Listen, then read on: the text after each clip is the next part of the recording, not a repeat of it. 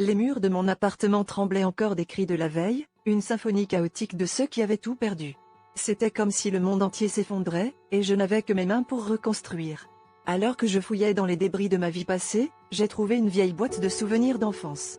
C'était là, dans ces reliques poussiéreuses, que j'ai découvert une force insoupçonnée, une lueur d'espoir dans le désespoir ambiant. Chaque jour, je me levais avec le goût amer de la défaite, mais je savais que je pouvais transformer cette amertume en une force motrice. Je me suis mis à travailler sans relâche, transformant mes idées en actions concrètes. J'ai commencé par de petites choses, un projet à la fois, posant les fondations de ce qui deviendrait un empire bâti sur la résilience.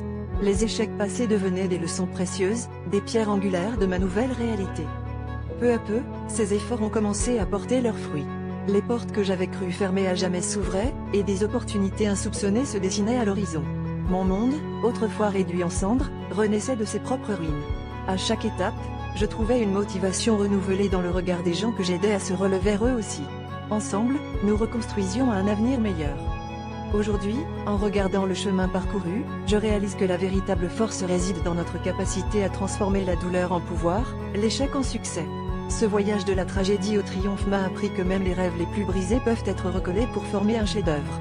C'est dans la lutte que l'on découvre qui l'on est vraiment, et c'est là que le véritable empire se construit.